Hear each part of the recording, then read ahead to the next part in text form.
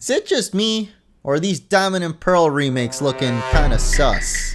What is up everyone, Munching Orange here, and happy Pokemon Day! Welcome to the first Pokemon Brilliant Diamond and Shining Pearl speculation video.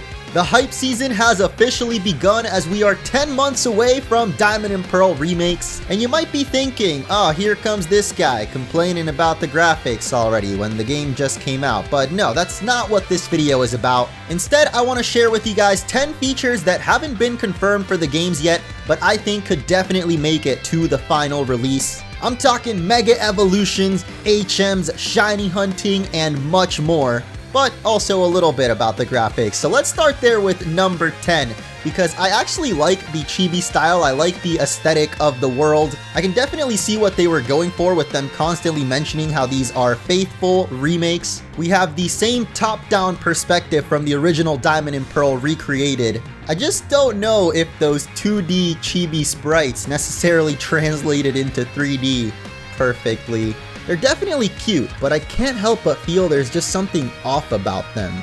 Maybe it's those big ol' floppy fingers. But like I said, that's not the focus of this video. I want to dive into some features that might be returning in these remakes. Although they did say they're going to be faithful, it doesn't mean some new features introduced in later games could be added into these remakes. With the main one everyone's talking about being Mega Evolutions. Are they making a comeback? I sure hope so, man. Mega Evolutions are by far my favorite gimmick of the big three, those being Megas, Z-Moves, and now Gigantamax. And even though I made a video on how Dynamax could work in Diamond and Pearl remakes not too long ago, seeing how the game looks and feels now, I think it's way less likely we're gonna get Dynamaxing, and there's a way bigger chance Mega Evolutions might get the comeback they deserve. All throughout the trailer, we see Garchomp and Lucario, two fan-favorite Mega Evolutions. And yeah, they are kind of like the poster boys of Sinnoh alongside the starters, but they also happen to have Mega Evolutions, and so do a lot of other Sinnoh Pokemon, actually. We got Lopunny, Abomasnow, but I would love to see Mega Evolutions for some other fan-favorite Sinnoh Pokemon like Luxray, Staraptor, of course the starters, Chimchar, Piplup, Turtwig. I mean, technically their evolutions would be the ones to get Megas, but like, that'd be so sick, man. Just imagining Mega Infernape. There's so many concepts you could do with that, with him being based off Wukong, the sun god. And I guess they could always do Megas for other non-Sinnoh Pokemon, which is a good question. Brings me to point number 2, an updated Sinnoh Pokédex. We all know Diamond and Pearl suffered from a severe lack of fire Pokemon. I think literally Chimchar and Ponyta were the only ones you could get. Platinum fixed a lot of these issues, adding Pokemon like Houndour, Magmar and its evolutions, but my real question is if they're going to be adding Pokemon from later generations, like after Gen 4, since they keep mentioning that these are faithful remakes. That kind of gives me the idea that there's only going to be Pokemon from Gen 1 till 4. But something I loved about Heart Gold, Soul Silver, and the other remakes for that matter, was that they added Pokemon from later generations. Even in Fire Red and Leaf Green, the post-game, we had Johto and Hoenn Pokemon catchable in the Sevi Islands. So I would assume if this is still part of Gen 8, we can still transfer Pokemon from Sword and Shield into the new games, even if they're not catchable in the new Sinnoh region. Regardless if they don't have like Gen 8 Pokemon in there, I don't think anyone will really be that mad, as long as we get like a nice varied dex with a lot of type variety to catch and put on your team. Next, I want to talk about HMs, because this is a game changer. Whether you like the puzzles around them or not, there's no doubt that HMs can definitely be annoying at times, having to carry certain Pokemon that know them, or having to walk all the way back to the Pokemon Center just because you forgot to bring someone with Rock Smash. And this is where the true god of Pokemon, Bidoof, comes in. That boy could learn like every HM in the original Diamond and Pearl, and that's why like everybody had one on their team. Do we really want that in the remakes? I mean, obviously we want Bidoof, but do we want Bidoof to be the HM? No. Yeah, we need to come up with a new term for that one. There's a lot of ways you can go about replacing HMs. I'm not talking about getting rid of like the strength boulders or surfing and all that, but just needing your Pokemon to actually carry the HM moves and then not having them be deletable. which gets a little difficult when it comes to moves like Surf, which are actually useful in battle. Like, my idea is that you could have Pokemon learn HMs, but they're only field moves, you know, like you don't use them in battle and they don't take up a slot. Similar to how the partner Pikachu and Eevee in the Let's Go games basically were the replacement for HMs. Another way around this issue would be to have some type of key item like the Rotom Pokédex, and Rotom does originally come from Sinnoh, so there could be some kind of transforming Rotom device that is basically what you use instead of HMs. Whatever solution they come up with, I just hope HMs aren't exactly the same as they were back in the day, because poor Bidoof can't handle it. Now let's talk about difficulty, because that is something quite worrying when it comes to any new Pokemon game. Older fans often complain about how easy the new games are, and I think a lot of this is due to the EXP share, now permanently being turned into the EXP All, as in all of your Pokemon in your party gain experience for everything you beat. And I don't think this is a bad thing, as long as you at least have the option to turn it off, which the Let's Go games did not. And I don't remember about Sword and Shield right now, actually. If they're doing truly faithful remakes, then there wouldn't be an EXP All at all, but I feel like it's probably going to be in there, so let's at least have an option to toggle it off. I always bring it up even though I know it's super unlikely, but like, remember when we had difficulty settings in Black and White? Even though you had to beat the game first before you unlocked it, which made absolutely no sense, but like, could always bring that back. Like I said, it's probably not going to happen, but like, you could. For number 5, we've got shiny hunting, a trend that only seems to be growing in popularity with every new Pokemon game, even though it kinda sucked in Sword and Shield. Like, I'm not the only one that hates just biking around for hours hatching eggs, right? This was one of the few things that Let's Go did right. Shiny hunting in that game was super fun, and even though there's no Pokemon in the overworld in the Diamond and Pearl remakes, at least from what we see in the trailer so far, there is one mechanic in the Let's Go games that I think could definitely be brought over, and that is the catch combo. So if you didn't know, in that game, basically, if you caught the same Pokemon in a row over and over, it would add to your catch combo. And once you got to 31, the chances of finding rarer Pokemon appearing in the overworld, including shiny Pokemon, was increased. So I'd actually like to see something like this implemented in Brilliant Diamond and Shining Pearl.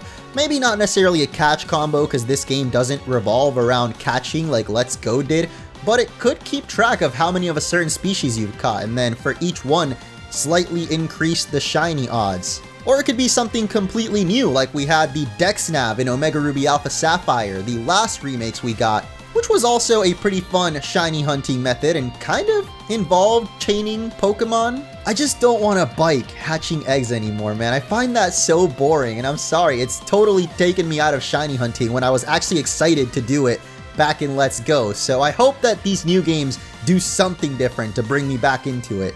And another thing I know is not very likely at all to come back, but I would really like, is character customization. It's become a staple of at least the new generation Pokemon games that you can at least at the beginning choose like your skin color and gender. And in the core series games, there's like boutiques and tons of outfits to choose from. But in the remakes, we haven't gotten that yet. Like Omega Ruby Alpha Sapphire was just Brendan and May with like worse outfits than before, but judging by the chibi art style that they're going for in Brilliant Diamond, I really don't think we're gonna have customizability, partly due to the marketability of just the characters Lucas and Dawn looking exactly how they did back in the day. It would be nice to get the platinum outfits at least. It gets pretty chilly up there in Snow Point City, and I know they got their scarves, but like, them squiggly arms could use a little bit of warmth too. I'm not asking for boutiques and tons of outfits like we had in Sword and Shield, but at least a couple of different outfits with maybe references to other things about the games. Like in Let's Go, we had the Team Rocket outfit, the Safari outfit for whatever reason. Now here's where things get a little spicy. Let's talk about the post-game. I already mentioned how they should update the Pokédex to be more like Platinum, but maybe there's a couple of things they could also bring back from Platinum. Mainly, the Distortion World. That was hands down one of my favorite areas ever in any Pokemon game to explore. The first time I ever went in there and you saw how like the camera would twist and your character would be walking on the walls, even upside down, waterfalls upwards, it lived up to the name Distortion World. And although I was really hoping we would get to see a rendition of that in modern 3D Pokemon graphics, I'll take it in this cute little chibi style. If anything, it would be easier to recreate. And the least I can hope for is in the post-game we could get a Platinum episode similar to the Delta episode in Omega Ruby Alpha Sapphire, which was definitely a throwback to Pokemon Emerald, focusing on like Rayquaza and Deoxys and the origins of Mega Evolution. This time around, we could get a post-game story more focused on the origins of Giratina, since obviously the base games will focus on Dialga and Palkia. Those aren't the only legendaries that deserve some love in these games though. Darkrai, Cresselia, Fione, and Manaphy, and of course the god of Pokemon Arceus, are all legendaries that I would love to see actually have events in the game. And not just like, come through to McDonald's and we'll give you a code to download God real quick. I'm trying to scale up Spear Pillar with the Azure Flute and actually play that little ocarina and give us the Arceus event that we never got back in the day. Unless of course you used Action Replay, like I did on emulator at least. But it's not the same as doing it in your actual game, like on the cartridge, on the DS, or I guess now in this case on the Switch. I would love to have an official event for Arceus. And I guess the other legendaries I mentioned earlier, but like I honestly don't really care for them. I just want my boy Arceus to get the spotlight he deserves. Let's see, shiny hunting, legendaries, mega evolutions. I think I've pretty much talked about everything I wanted to, and I totally lost track of what number we're on, so... Oh. The final and possibly biggest change I want to see in the Diamond and Pearl remakes is the addition of the Battle Frontier. This was another feature exclusive to Pokemon Platinum, the second iteration of the Battle Frontier which debuted in Pokemon Emerald. And although I didn't play as much of this one as I did in Emerald, it's still a feature that fans have been asking for so long, man. They totally teased us back in Omega Ruby with the Battle Frontier project has started. I'm still crying about that to this day. Like, it's been 8 years, man. That Battle Frontier project has got to be finished by now. Please tell me we're getting the Battle Frontier and Brilliant Diamond and Shining Pearl. I'll do anything. Here, you can have my PS5, Masuda. I don't care. Just give me the Battle Frontier.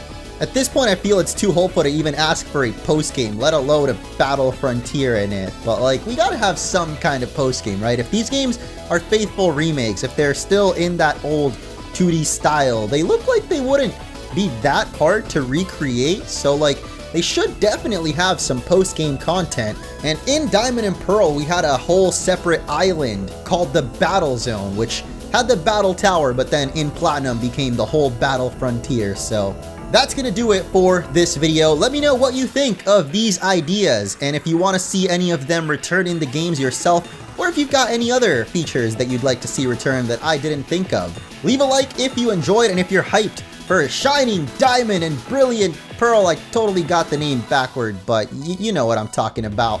I can't wait to revisit the Sinnoh region and build my old school team again. Hopefully have Mega Evolutions in it. Oh my gosh, like, even though I'm a little more excited for Pokemon Legends because it's like a whole new concept, this is still really cool. We got 2 Sinnoh remakes when everybody just wanted one. Like, it might not be exactly what we expected, but we are definitely in one of the best possible timelines here. So thank you for watching, and I will catch you in the next video.